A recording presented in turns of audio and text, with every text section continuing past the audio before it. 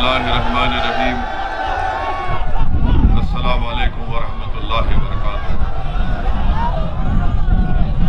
जनाब मोहतरम शौकत साहब, सदर उत्तर प्रदेश मजलिस इत्तेहादुल मुस्लिमीन, मोहतरम जनाब अली साहब, फर्जन जनाब अतीक साहब, जिला सदर एडवोकेट फ़हीम साहब, फुरखान चौधरी साहब, डॉक्टर यामीन सैफी विधानसभा सदर साउथ, शहर सदर हाजी नौशाद कुरैशी साहब, मौलाना असद जमाली तंजीमी सेक्रेटरी मीरठ, जनाब सैयद राना साहब, शोएब त्यागी साहब, मोहतरम जनाब पवन राव अम्बेडकर साहब, नौफिल रोमानी साहब जनरल सेक्रेटरी यूपी, कारी खालिद साहब सदर जमीयतुल उलमा मीरठ, डॉक्टर मेहताब चौहान साहब वेस्ट यूपी के इंचार्ज, फरहान जुबैरी साहब, हाजी शाहिद सैफी साहब, आवेदक प्रत्याशी साउथ मीरठ, इमरान अंसारी, अनस कुरैशी, विनोद जाटव साहब, मौलाना एजाज साहब, हाजी साहिद साहब, गुलाम साबिर साहब जनरल सेक्रेटरी यूपी, हाजी शाहिद खाजी अंसारी वेलफेयर सोसाइटी के सदर हैं, मौजूद हाज़रीन इकराम, बुजुर्गान मिल्लत, मेरे नौजवान साथियों, आपका बेहद शुक्रिया कि आपने आज अपना कीमती वक्त निकाल कर मजलिस इत्तेहादुल मुस्लिमीन के इस जलसे आम में शिरकत की। मैं आपका तहे दिल से आपका शुक्रिया अदा करता हूँ। मेरे अजीज दोस्तों और बुजुर्गों, नौजवान साथियों, अभी आपने मजलिस इत्तेहादुल मुस्लिमीन के जिम्मेदारों से बसीद और अफरोज के खिताबात को सुना। मैं आपसे गुजारिश करने आया हूँ और आपको ये बताने आया हूँ और आपको ये तयख्खुन देने आया हूँ कि मैं उत्तर प्रदेश को अपनी ज़ाती अनानियत के लिए नहीं आया हूँ। मैं उत्तर प्रदेश में अपनी मकबूलियत में इजाफा करने के लिए नहीं आया हूँ। मैं अगर उत्तर प्रदेश को आया हूँ और इंशाअल्लाह आता रहूँगा, सिर्फ मेरा मकसद एक ही है और अल्लाह सुब्हानहू व तआला मेरी नीयत से वाकिफ़ है। मेरा उत्तर प्रदेश को आना और यहाँ पर मेरे मजलिस के रुफ़क़ाओं के साथ मेहनत करना, जुस्तजू करना, उसका एक ही मकसद है, हमारी एक ही ख्वाहिश है कि इस बड़े प्रदेश में जहाँ पर हर ज़ात और बिरादरी ने अपनी अपनी एक सियासी आवाज़ को बनाया, अपनी एक सियासी ताकत को मनवा लिया, अपने नुमाइंदों को उन्होंने अपने वोट से कामयाब करवाया और अपनी एक सियासी शनाख्त पैदा कर ली, जिसकी बुनियाद पर उन तमाम ज़ात और बरादरियों ने अपने समाज के लिए कुछ हासिल किया। अगर कोई समाज इतनी बड़ी तादाद में रहने के बावजूद भी अगर उसने अपने लिए कुछ हासिल नहीं किया, अपने बच्चों के तालीम का इंतज़ाम नहीं कर पाए, जिन्होंने अपने मुस्तक़बिल को रोशन नहीं कर पाए, जिस समाज की आंखों के सामने बाबरी मस्जिद को शहीद कर दिया गया, जिस समाज के सामने मस्जिद को शहीद करने वालों को कोर्ट ने उनको मुल्जिम करार नहीं दिया, आपकी और हमारी आंखों ने मीरठ की सरजमीन पर हमने मलियाना का वो 70 से जायद मुसलमानों का कत्लेआम देखा। आपने मेरठ में हाशिमपुरा में 40 से जायद मुसलमानों को यूपी की पीएसी पुलिस ने ले जाकर नदी के किनारे में उनको गोली मारकर उनको हलाक कर दिया, शहीद कर दिया। हमने फसादों को देखा, मगर मैं आज आपसे हाथ जोड़कर अपील करने आया हूं कि उत्तर प्रदेश के 19% मुसलमानों को अपनी एक सियासी अलहायदा ताकत बनाने की जरूरत है। आपको अपनी लीडरशिप को बनाना है।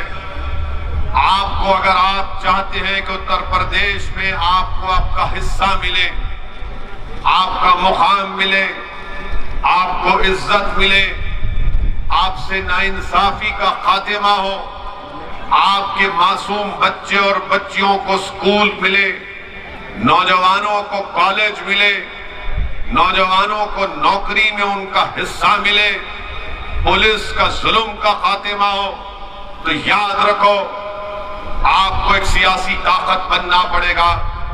जिस तरह उत्तर प्रदेश में दलितों ने और खास तौर से जाटवों ने बहन मायावती को अपना नेता बनाया, जिस तरह उत्तर प्रदेश के यादवों ने मुलायम सिंह यादव को अपना नेता बनाया, जिस तरह यहां पर हर समाज के लोगों ने जाटों के लिए चौधरी चरण सिंह से लेकर अजित सिंह से लेकर आज उनके बेटे ये कहते हैं कि जाट हमारे साथ है।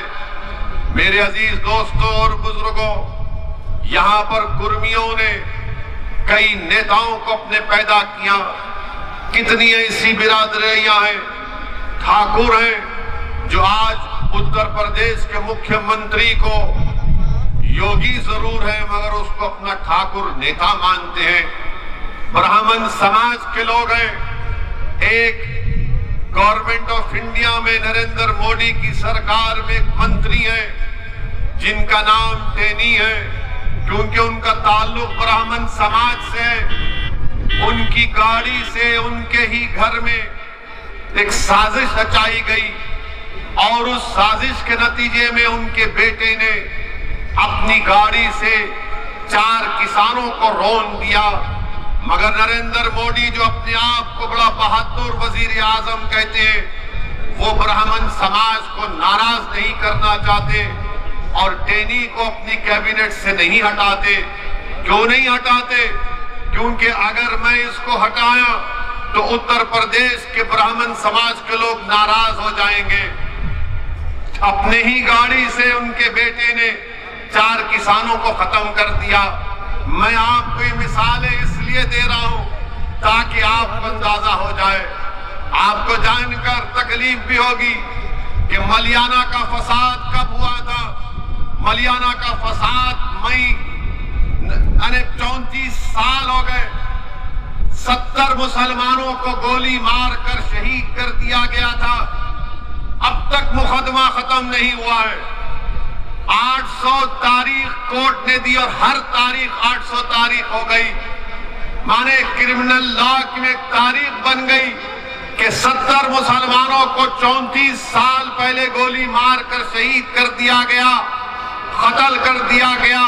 34 साल में कांग्रेस की सरकार, 34 साल में बीएसपी की सरकार, 34 साल में समाजवादी की, बीजेपी की सरकार, मगर किसी ने भी उन मलियाना में मरने वालों से इंसाफ नहीं किया। मेरे अजीज दोस्तों और बुजुर्गों, याद रखो आज उत्तर प्रदेश में मुसलमान अगर सबसे कम ग्रेजुएट हैं तो मुसलमान है, सबसे ज्यादा ड्रॉप आउट है तो मुसलमान है, सबसे ज्यादा अगर जेलों में अंडर ट्रायल है तो मुसलमान है। 19% उत्तर प्रदेश में मुसलमान है और 28% जेल में अंडर ट्रायल है।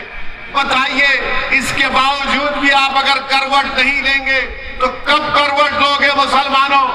क्या जब शोर क़यामत होगा तुम उठोगे? मैं आपको ये दाद हासिल करने के लिए नहीं कह रहा हूं। मैं कोई शायर नहीं हूं के कोई शेर पड़ा रहा वाह वाह के नारे लगाएंगे। मैं आपको बता ये रहा हूं कि जब आप यहां से उठकर जाएंगे तो मेरी ये ऐन ख्वाहिश है कि आप में एक तब्दीली पैदा हो जाए, आप में एक सोच पैदा हो जाए, आप में एक फिक्र पैदा हो जाए।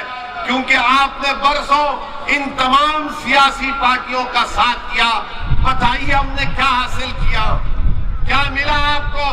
आपको हमेशा डराते रहे। 34 साल पहले, 60 साल पहले यही कहा गया फिरका परस्ती को शिकस्त दो, हमने फिरका परस्ती को शिकस्त दी। कभी कहा गया जनसंघ को हराओ, हमने जनसंघ को हराया। फिर कहा कि आपने कांग्रेस से नाराज हुए तो बीएसपी का साथ किया, उनसे नाराज हुए तो समाजवादी का साथ किया। आखिर आपने अपनी क़यादत क्यों नहीं बनाई?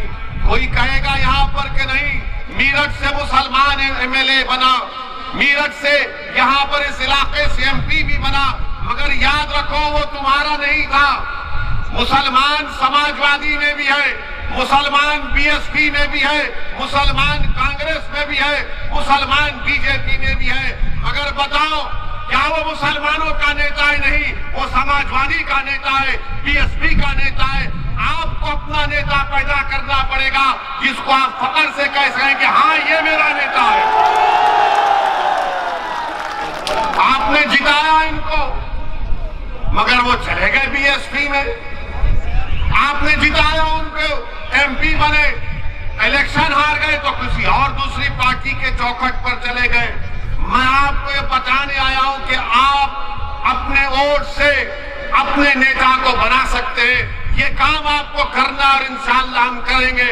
आपका साथ, आपका ताउन रहेगा तो यकीनन ये काम होगा। डरने और घबराने की जरूरत नहीं है। हर आदमी आता है हर पार्टी का।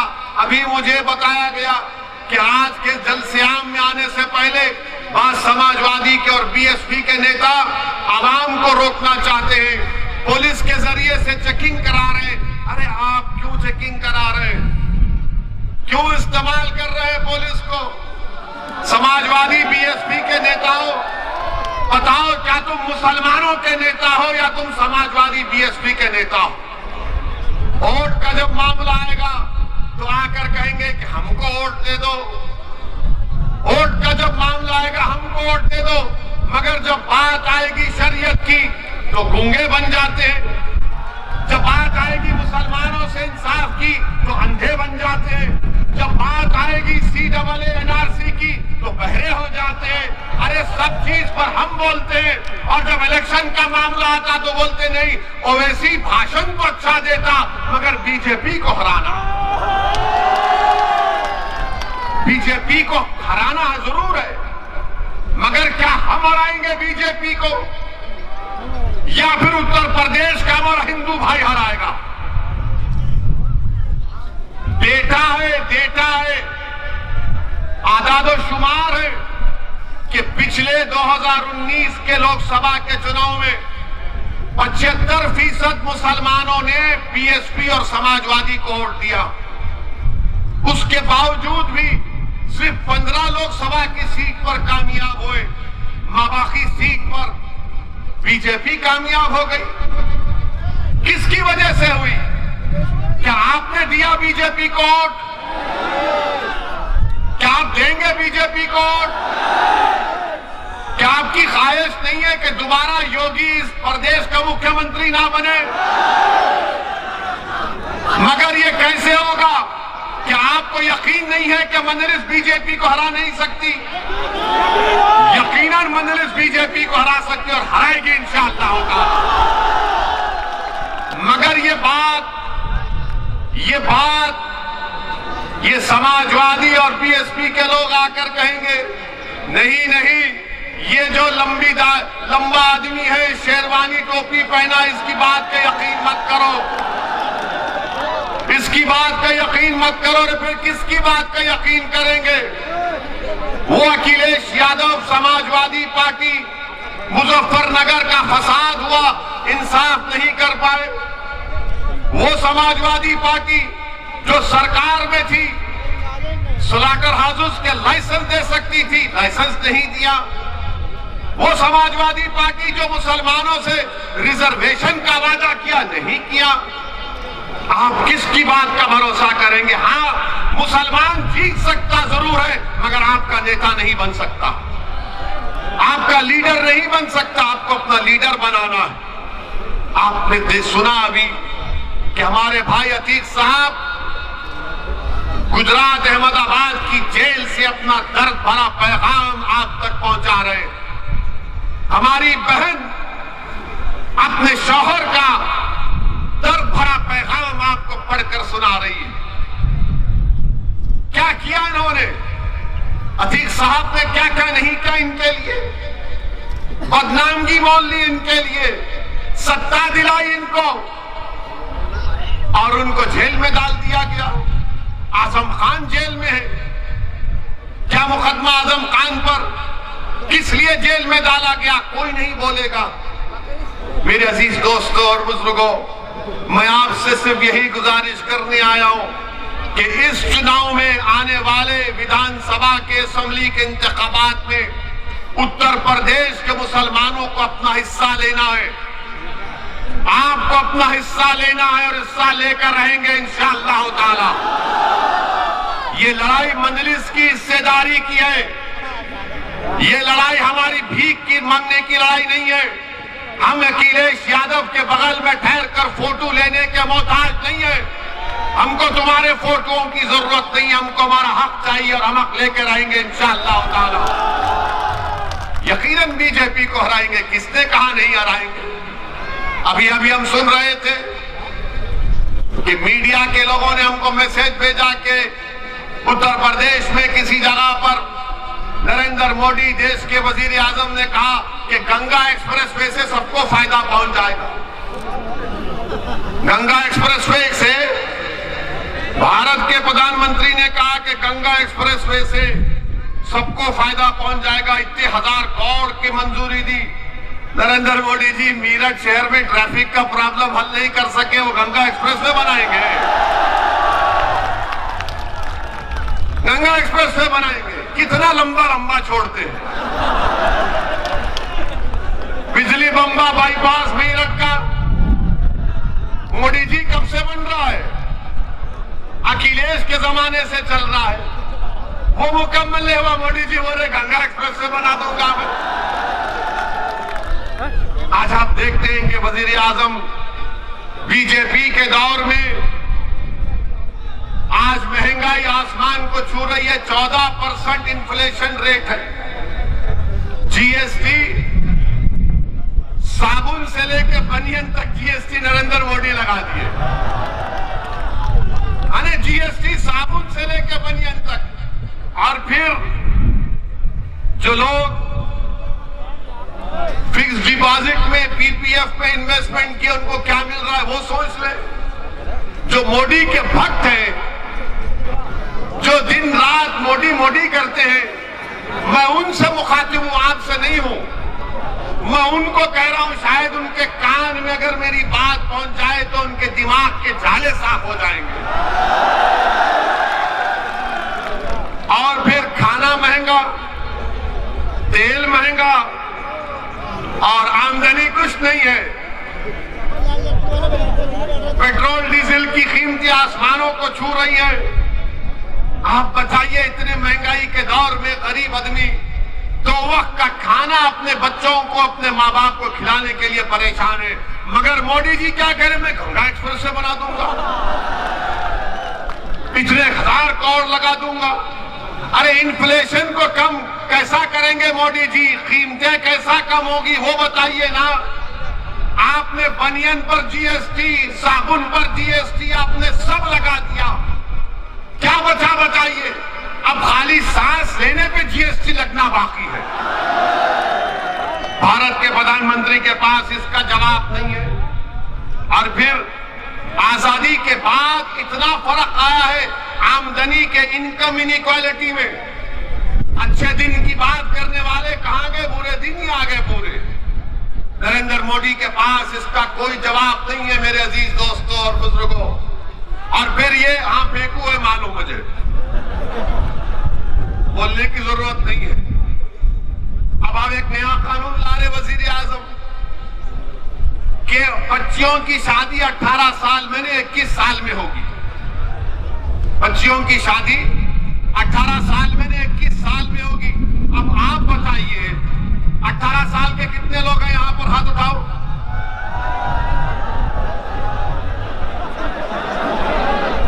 यानी अब आप वोट डालेंगे ना, आप अपने पसंद के विधायक को वोट डालेंगे ना।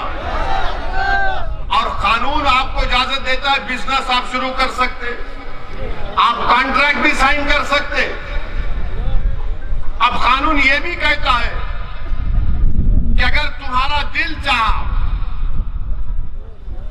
तो तुम किसी एक लड़की के साथ जिंदगी भी गुजार सकते हो। गुनाह नहीं है कानून में, गुनाह नहीं है। और कानून यह भी कहता है कि अगर तुम उससे ताल्लुकात पैदा करना चाहते हो, जिसका अंग्रेजी का वर्ड कह रहा हूं सेक्सुअल रिलेशनशिप, वो भी कर सकते हो। ये सब कर सकते, मगर मोदी जी बोले शादी नहीं कर सकते। हाय मोदी जी, आपको शादी से इतनी नफरत क्यों है? शादी जैसे इंस्टीट्यूशन से आपको इतनी घबराहट क्यों है? 18 साल में वोट डाल सकते, 18 साल, सुनिए, 18 साल में कोई ये तय करेगा कि देश का प्रधानमंत्री कौन होगा उसको मालूम, किसको मेरठ में वोट डालना उसको मालूम, किसको नहीं डालना उसको मालूम, किसको हराना उसको मालूम, कौन दल्ला है उसको मालूम, कौन जमीर फरोश है उसको मालूम, कौन मिल्लत का कौम का दुश्मन है उसको मालूम। मगर लड़की को भी मालूम, लड़के को भी मालूम, दोनों को मालूम। मगर मोदी जी बोले शादी 21 में ही करना। अब आप बताइए क्या कर रहे हैं?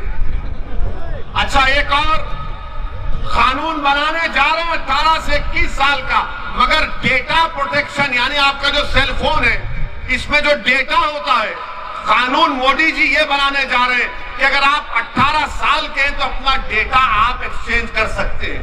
यानी वो 18 साल में अपना डेटा एक्सचेंज करेगा, मगर अपने पसंद से लड़की शादी नहीं करेगी।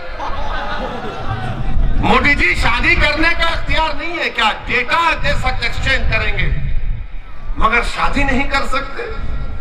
तो बोलेंगे बीजेपी वाले आज के भाषण के बाद ओवैसी और मुसलमान महिलाओं के हित में नहीं बात करते। बोलेंगे ये आए मुसलमान और ओवैसी महिलाओं के हित में बात नहीं करते। मोदी जी आप अंकल कब से बन गए हम लोगों के? आप देखते होंगे कि किसी महल्ले में अंकल होता है, अंकल का काम कुछ नहीं होता, बैठे रहते खाली, चाय मारे चाय क्या मारे। अंकल बोलते वहां क्यों जा रहे तुम?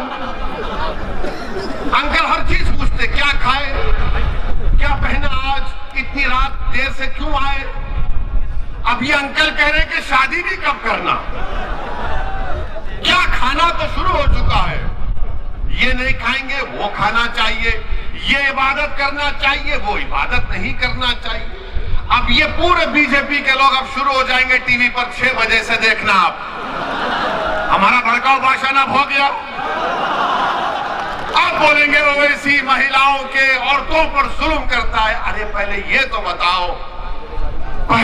बताओ, जब 18 साल में लड़की वोट दे सकती है तो क्या उसको नहीं मालूम किससे शादी करना नहीं करना?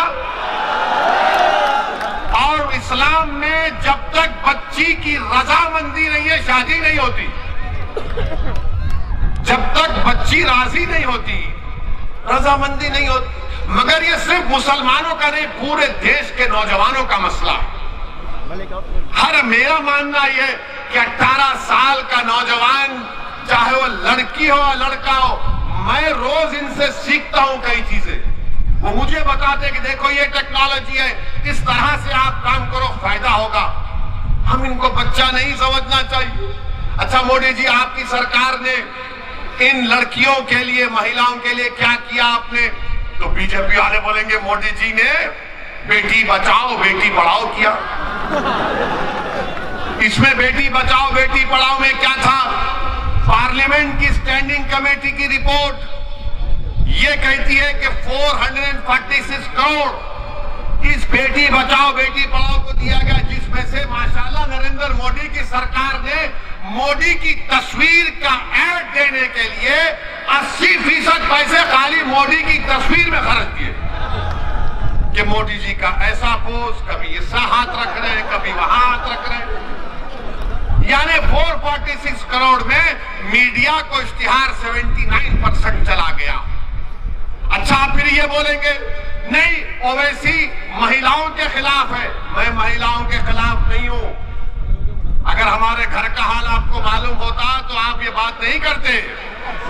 हम यहां पर भड़काऊ भाषण दे सकते, घर में गए तो गूंगे हो जाते अपने सामने, उनके सामने। अब आपको मालूम होगा कि महिलाओं का भारत में काम में, वर्क में, लेबर फोर्स में, वर्क पार्टिसिपेशन में 2005 में 26% महिला काम करती थी। मोदी जी 2020 में सिर्फ 16%। क्यों कम हुआ? क्यों कम हुआ? इसके पास इनका कोई जवाब नहीं है। और फिर ये बोलते नहीं वेस्टर्न कंट्रीज में ऐसा हो रहा है। सुनो बीजेपी वालों, हम जानते, हम थोड़ा पढ़ लिख कर आए। अमेरिका में एक प्रदेश है जहां पर बच्चियों को 14 साल की उम्र में शादी की इजाजत है। 14 साल की उम्र में। बर्तानिया में, ऑस्ट्रेलिया में 16 साल की उम्र में शादी की इजाजत है। न्यूजीलैंड में 16 और 19 साल के दरमियान में माँ बाप राजी है तो शादी हो जाती।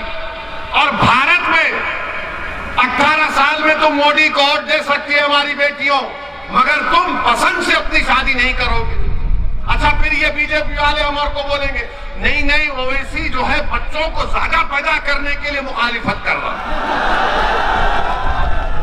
तो बोलते हैं ना। आपको मालूम कि इनसे पूछिए टीएफआर क्या होता है, ये संघियों से। हम एक टीवी प्रोग्राम में थे, टीवी प्रोग्राम में रिकॉर्डिंग में थे, तो वहां बीजेपी के बड़े नेता बैठे थे। हमने कहा बताओ उत्तर प्रदेश में टीएफआर कितना है? बोले वो क्या होता? उत्तर प्रदेश में टीएफआर गिरा है सबका। यानी अगर आज 100 लोग पैदा हुए तो क्या उतने लोग मर रहे हैं? तो जितने पैदा हो रहे हैं उत्तर प्रदेश में उससे ज्यादा लोग मर रहे हैं। उसको टीएफआर समझाने के लिए मोटा मोटा टीएफआर गिरा है, इनको पता ही नहीं है। भारत में टीएफआर गिरा है और ये बार बार ये बीजेपी आरएसएस वाले बोलते बच्चे बहुत पैदा हो रहे, तो बच्चों का कानून बना दो, बच्चों का कानून देखेंगे। बनाओ। सुप्रीम कोर्ट में जाकर मोदी ने कहा सुप्रीम कोर्ट को कि माय लॉर्ड, भारत में 2 बच्चों के कानून की जरूरत नहीं है। क्यों नहीं है? क्योंकि हमारी आबादी में टीएफआर आ चुका है। पूरी विश्व में, पूरी दुनिया में अगर कोई नौजवान मुल्क है तो भारत है। 60% से कम और आबादी हमारे 40 साल से नीचे की है। भारत के वजीर आजम ने, भारत की सबसे बड़ा ताकत ये डेमोग्राफिक डिविडेंड है। क्या किया इन्होंने? कुछ नहीं किया। सुप्रीम कोर्ट को बोल दिया नहीं बना सकते कानून। अब बोलेंगे नहीं नहीं बच्चियों को टाइम मिलना चाहिए बच्चे पैदा करने में। अरे तुम कौन होते डिसाइड करने वाले? वो बैठ के डिसाइड करेंगे कब पैदा करना नहीं करना। तो बोलेंगे नहीं पढ़ाई कैसा होगी? अरे तुमने कौन सा कॉलेज खोला बताओ यूपी में? महिलाओं के लिए कौन सा कॉलेज खोला? क्या किया तुमने भारत में बताओ? कुछ नहीं किया। सिर्फ कानून बनाने जा रहे हैं। देश के प्रधानमंत्री कानून बनाने जा रहे हैं। मेरे अजीज दोस्तों और बुजुर्गों, फिर आप ये भी जानते हैं कि मजलिस के खिलाफ तो बहुत सी बात है। इनका उत्तर प्रदेश का डिप्टी सीएम जनाब मौर्य साहब, केशव प्रसाद मौर्य है ना? हाँ। और उन्होंने कहा कि सर पे टोपी पहनने वाले, लुंगी पहनने वाले ये किसी को डराते थे। मौर्य जी, आपका समाज मौर्य है, आप हमारे बारे में सोचना छोड़ दो। आप हम सर पे टोपी रखेंगे, चाहे आप कुछ भी कर लो, हम दाढ़ी छोड़ेंगे, मगर आप अपनी बात करो। बाबा ने आपको स्टूल पे बिठा दिया, बाबा ने इनको स्टूल पे बिठा दिया। बताओ, आप अपने मौर्य समाज के जिम्मेदार लीडर हैं, एक ठाकुर ने आपको स्टूल पर बिठा दिया और हमको बोल रहे हैं टोपी लूंगी। पहले अपने बारे में सोच लो आप। अच्छा, फिर उत्तर प्रदेश के बारे में बाबा बहुत बोलते योगी। आपको मालूम होना चाहिए कि नीति आयोग नीति आयोग की रिपोर्ट कहती है कि मेरठ में 21% लोग गरीब हैं, जिसमें गरीब में खाने को खाना नहीं है, स्कूल के लिए फीस नहीं है। ये नीति आयोग की रिपोर्ट है। अब कौन सा काम उत्तर प्रदेश में हो रहा है? अच्छा, फिर नरेंद्र मोदी बोलते सबका साथ, सबका विकास, सबका विश्वास। बनारस गए तो अपने भाषण में नरेंद्र मोदी ने औरंगजेब और शिवाजी का नाम ले लिया। आपने सुना ना कि क्या कहा? शिवाजी का नाम लिया। मोदी जी, क्या आप जानते शिवाजी की तारीख को? पूछो इन संघ परिवार के लोगों से, क्या तुम जानते शिवाजी की तारीख को? ये बोलेंगे शिवाजी मुसलमानों का खिलाफ था। नहीं था शिवाजी दीवाने, शिवाजी मुसलमानों का खिलाफ नहीं था।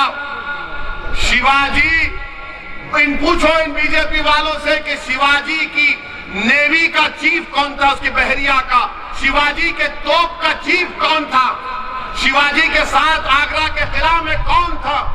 शिवाजी जब आगरा के किला से भाग रहे थे तो कौन मुसलमान जिसका बेटा मुगलों ने उसको किडनैप कर लिया, अपनी जान दे दिया, ये पूरे के पूरे मुसलमान थे शिवाजी के साथ। मगर नरेंद्र मोदी बोलेंगे शिवाजी। नरेंद्र मोदी, आप शिवाजी को जाने ही नहीं। शिवाजी के साथ आपको मालूम है मदारी मेहतर मुसलमान, इब्राहिम खान, दौलत खान, सिद्दी हिलाल, ये पूरे। और शिवाजी को एक सूफी बुजुर्ग से बहुत मोहब्बत थी, उसका नाम याकूब बाबा। मोदी जी, शिवाजी को अगर आप इतना मानते, बताओ आपके अतराफ में कौन मुसलमान है? कौन तुम्हारे अतराफ में मुसलमान है? तुम भारत के वजीर आजम हो, आप शिवाजी का नाम ले रहे हैं तो बताओ। मगर हम भारत के वजीर आजम से पूछना चाहते हैं कि क्या ज्ञान वापी ऐसा हो रही?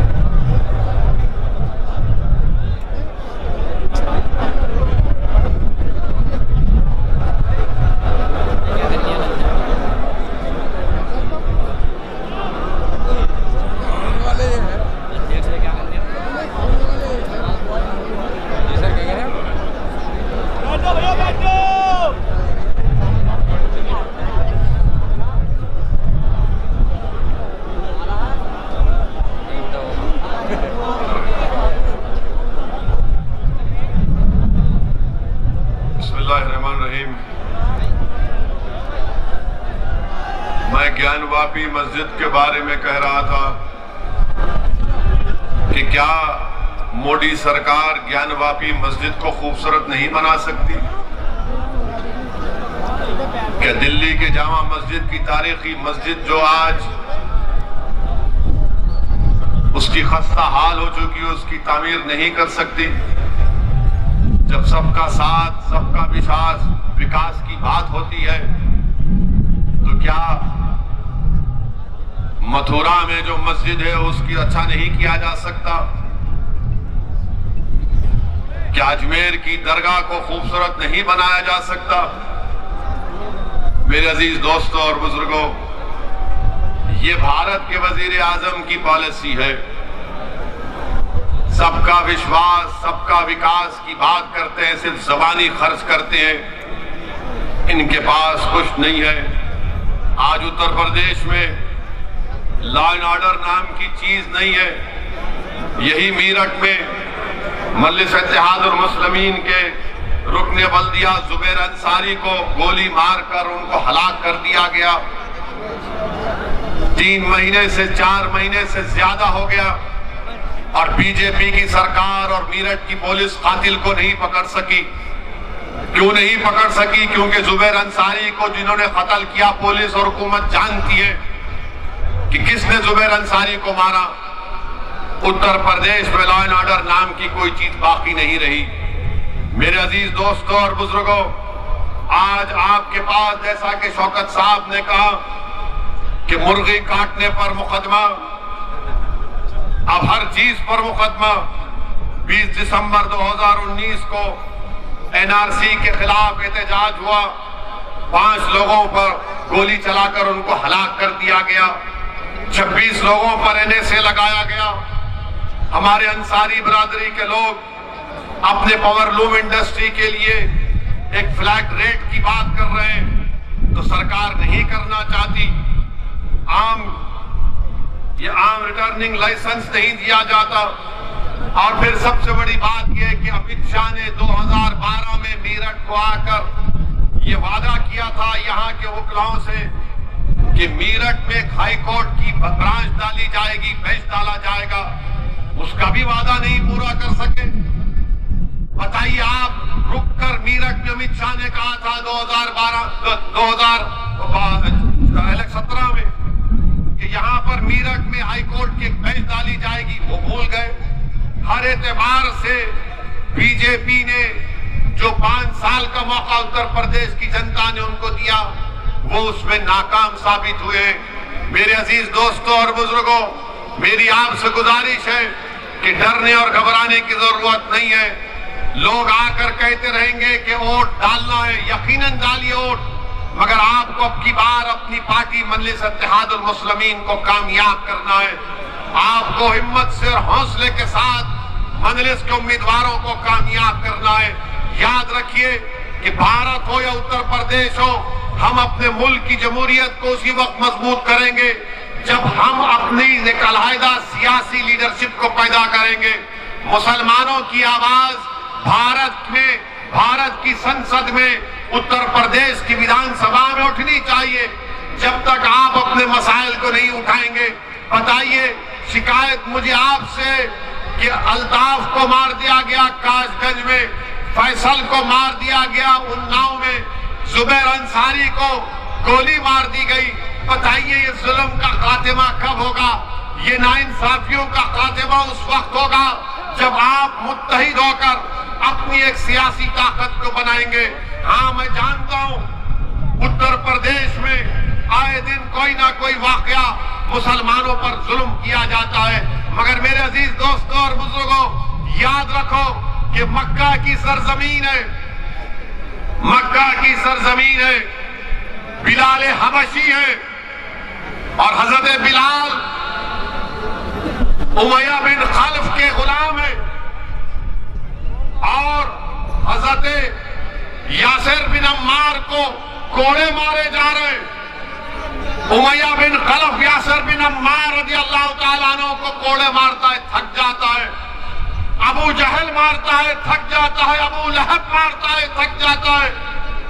और फिर उमैया बिन खल्फ हजरत बिलाल बिलाल हबशी से कहता है कि बिलाल अब तुम मारो, तुम ताकतवर हो। हजरत बिलाल परेशान है, इस्लाम कबूल कर चुके हैं। हजरत अम्मार के करीब जाते हैं तो हजरत अम्मार कहते हैं कि बिलाल आप भी मुझे 2-3 कोड़े मार दीजिए, मगर ये मत कहिए कि आपने इस्लाम को कबूल कर लिया। मार लो मुझे भी 2-3 कोड़े तुम। उमैया बिन खल्फ जो उनका जिन्होंने हजरत बिलाल को खरीदा था, वो पुकार कर कहता है बिलाल मारो इसको। हजरत बिलाल हजरत अम्मार बिन यासर की तरफ देखते हैं, अबू लहब की तरफ देखते हैं, हजरत अम्मार बिन यासर की तरफ देखते हैं, उमैया बिन खलफ की तरफ देखते हैं, हजरत यासर बिन अम्मार की तरफ हजरत बिलाल देखते हैं और अबू जहल की तरफ देखते हैं और पुकार कर कहते हैं कि सुनो यासर बिन अम्मार, जब तुम उस अल्लाह वहदहु शरीक को मानने वाले हो, जब तुम रसूलुल्लाह सल्लल्लाहु अलैहि वसल्लम के गुलामी का ऐलान कर चुके, तो जब तुम अल्लाह के दीन के लिए कोड़े खा सकते हो तो बिलाल भी तुम्हारे लिए कोड़े खाएगा। और पुकार कर उमैया बिन खल्फ को कहते हैं कि अब अकेला यासर बिन अम्मार कोड़े नहीं खाएगा, बिलाल भी कोड़े खाएगा और तुम्हारी मुसीबत का मुकाबला करेगा। मेरे अजीज दोस्तों और बुजुर्गों, कभी भी हालात से मायूस मत हो। अल्लाह कुरान में फरमाता ला तक़नतु मिन रहमतिल्लाह, कि अल्लाह की रहमत से मायूस मत हो। हजरत बिलाल को कैसी तकलीफ दी जाती थी मक्के की सरजमीन पर, रेत पर लिटाकर गरम गरम पत्थर हजरत बिलाल की पीठ पर रख दिए जाते। रसूलुल्लाह सल्लल्लाहु अलैहि वसल्लम ने जब हजरत बिलाल की तकलीफ देखी तो आंख में आंसू आ गए रहमतुल्लाह आलमीन के और दुआ की, या अल्लाह हजरत बिलाल के पर कुछ आजाद कर दे इस तकलीफ से। सिद्दीक अकबर कहते और रसूलुल्लाह सल्लल्लाहु अलैहि वसल्लम की आंख में आंसू देखकर कहते कि या रसूलुल्लाह आपकी आंख में आंसू कैसे हैं? तो रसूलुल्लाह सल्लल्लाहु अलैहि वसल्लम फरमाते हैं कि मैं बिलाल की तकलीफ को बर्दाश्त नहीं कर सकता, कि है कि जो बिलाल को खरीद कर आजाद कर दे। सिद्दीक अकबर जाते हैं, हजरत अब्बास से कहते हैं जो इस वक्त तक इस्लाम नहीं कबूल किए, उनसे कहते हैं कि जाओ उमैया बिन खल्फ से बात करो कि उसको आजाद करें और क्या कीमत होगी हम दे देंगे। उमैया बिन खल्फ राजी नहीं होता। सिद्दीक अकबर जब आकर कहते हैं कि मैं खरीदना चाहता हूं, आजाद करना चाहता हूं हजरत बिलाल को, तो जालिम उमैया बिन खल्फ कहता है कि मैंने 50 दिनार में हजरत बिलाल को खरीदा, 1000 दिनार देना पड़ेगा और तुम्हारे पास जो दो रूमी गुलाम है उसको भी देना पड़ेगा। सिद्दीक अकबर राजी होते हैं। हजरत बिलाल को जब उठाते तो हजरत बिलाल, सीरत की किताबों में आया कि हजरत बिलाल जिस तरह हम सजदे में होते हैं उस तरह सजदे में गिरे हुए और जिस्म पर गरम गरम पत्थर लगे हुए और खून बह रहा है। सिद्दीक अकबर हजरत बिलाल को उठाते, अपने घर को लेकर जाते, उनकी सफाई करते हैं, कपड़े पहनाते और उनसे कहते हैं कि चलो। हजरत बिलाल रोना शुरू कर देते हैं। उन्होंने जिंदगी में अपने बाप की मोहब्बत नहीं देखी थी, हजरत बिलाल ने खूब रोते। तो सिद्दीक अकबर उनसे कहते हैं कि बिलाल यहीं पर रो लेना, आका के सामने नहीं रोना, मैं दुनिया का रोना देख सकता हूं। रसूलुल्लाह सल्लल्लाहु अलैहि वसल्लम के आंख में आंसू को बर्दाश्त नहीं कर सकता। दोनों मिलकर रसूलुल्लाह सल्लल्लाहु अलैहि वसल्लम के पास जाते। रसूलुल्लाह सल्लल्लाहु अलैहि वसल्लम हजरत बिलाल का इस्तकबाल करते और सिद्दीक अकबर से कहते हैं कि तुमने बहुत बड़ा काम किया, शुक्रिया।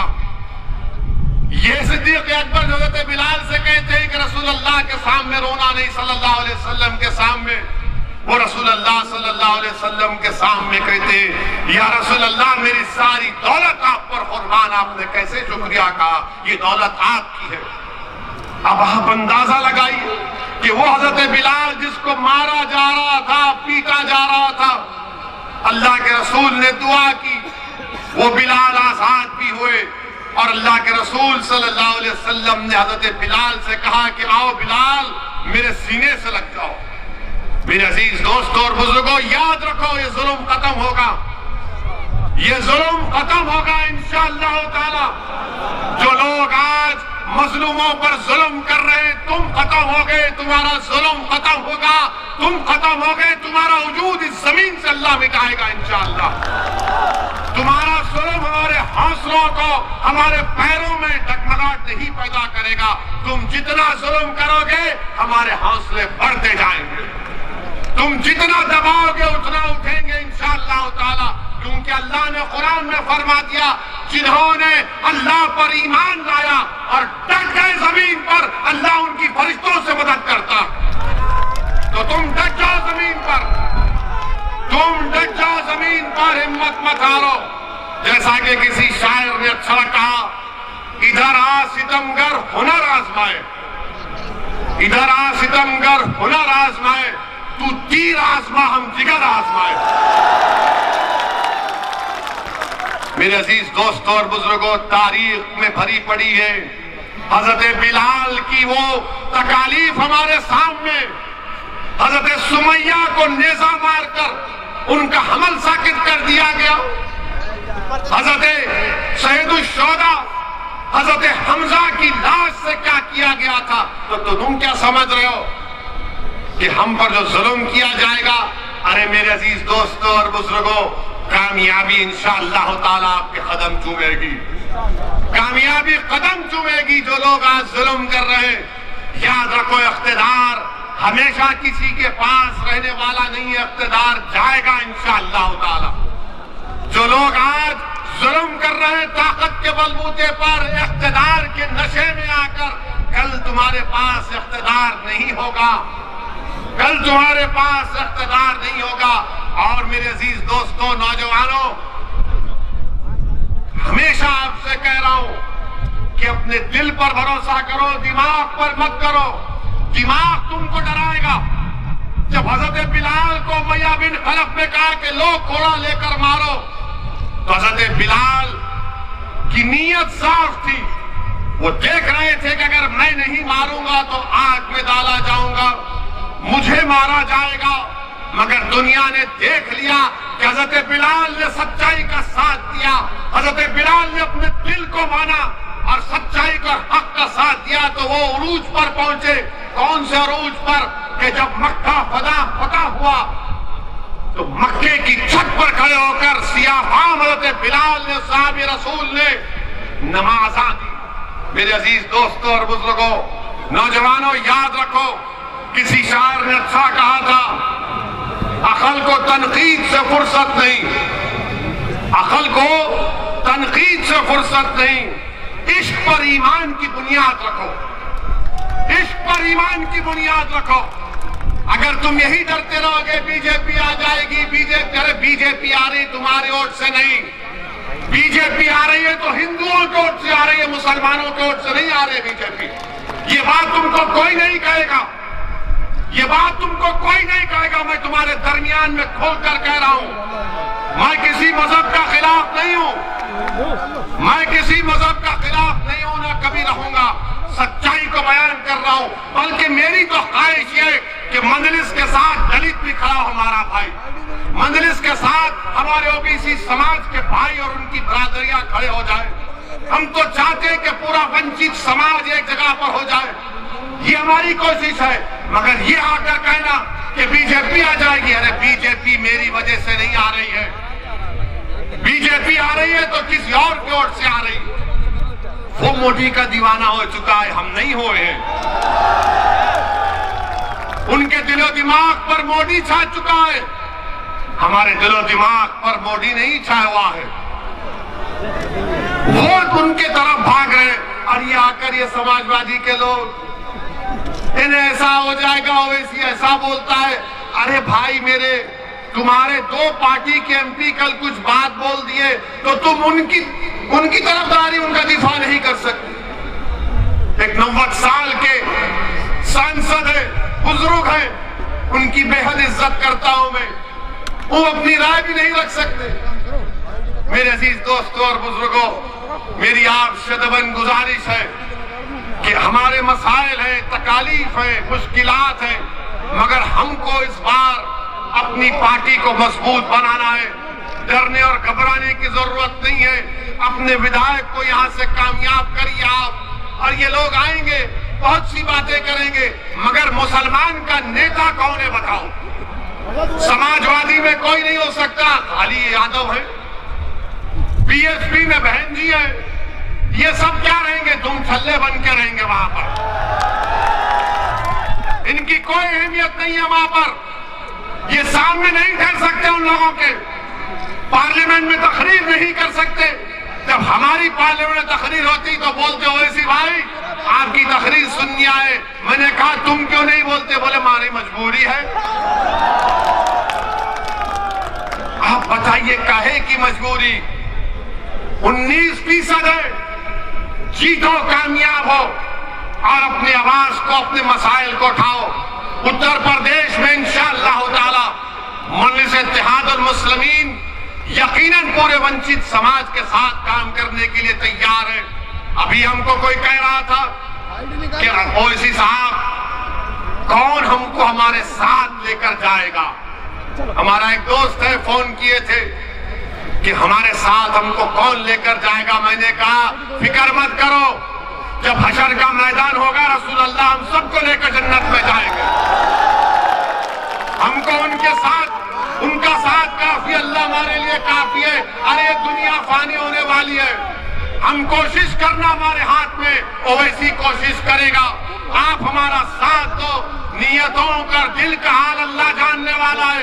कामयाबी अल्लाह देगा, उरूज अल्लाह देगा और जालिमों का अल्लाह खातिमा करेगा। अस्सलाम वालेकुम व रहमतुल्लाह।